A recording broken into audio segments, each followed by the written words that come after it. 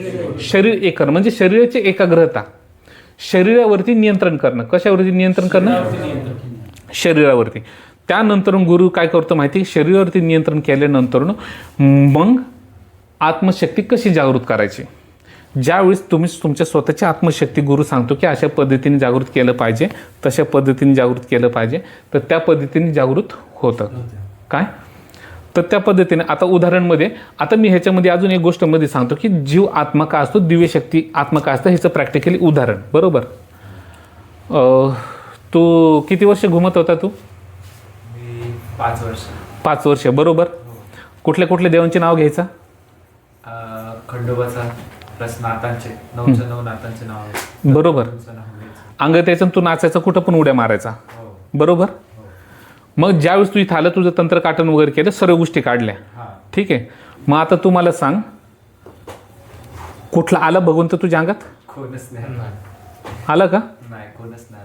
तू सर्व नीट झालास की नाही? पूर्ण क्लिअर झालं. बरोबर. कोणच नाही. आणि घरचे पण सर्व नीट झाले? हो, सगळे नीट झाले. मम्मी पण पॅरलाइज अटॅक मधून रिकवर झाली. बरोबर. 10-15 मिनिटात रिकवर झाली. हा, ते रिकवर झाली. तू माहिती आहे आता हे दुनियाला का मला सांगायला तर मोठं पण वाटत नाही, पण तू स्वतः सांगतो ते चांगली गोष्ट आहे ही. समजलं की ना? आता अजून एक गोष्ट महत्त्वाची ह्याच्यामध्ये काय माहिती आहे का? ते प्रॅक्टिकली नीट झालं. त्याच्यानंतर तुला मी साधना दिले. आज तुला किती दिवस झाले? मला आज 5-5.5 महिने. 5-5.5 महिने. बरोबर.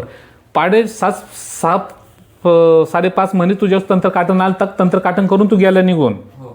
तू आता दीक्षासाठी सानिध्यात आलं, त्याला किती दिवस झाले ते सांग मला.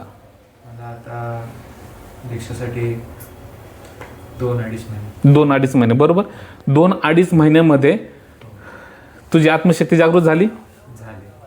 बरोबर. तुला कळलं तुझ्या स्वतःच्या शक्तीला कसं बोलायचं. तुझी शक्ती पण तुला कळली. मी तुला सांगितलं, तुला ते स्वतःलाच कळलं, पण तरी मी तुला सांगितलं, हिंग दिली नंतर. समजलं की नाही? मग तेव्हा आधीमध्ये आतामध्ये तुला कसं वाटतंय? भरपूर फरक आहे. आणि आता जर समोरचं कोणी बसलं तर तुला कसं कळतं काय आहे काय नाही, फटाफट सांगतो की नाही? लोकांना तू आता नीट करतो की नाही? मग हे झालं तुझं प्रॅक्टिकली ज्ञान. मग मी काय सांगत असतो तुम्हाला? प्रॅक्टिकली सर्वांनी संगच बोला. काय सांगत असतो? स्वतःचा अनुभव तो महत्वाचा अनुभव. काय कोण काय सांगतं मी तुला एवढ्या दिवसांनी देईन, मी तुला तेवढ्या दिवसांनी देईन? नाही. इथं तुमची कर्मफळ तपफळ पात्रताच तुम्हाला इथं साथ देणार. समजलं की नाही?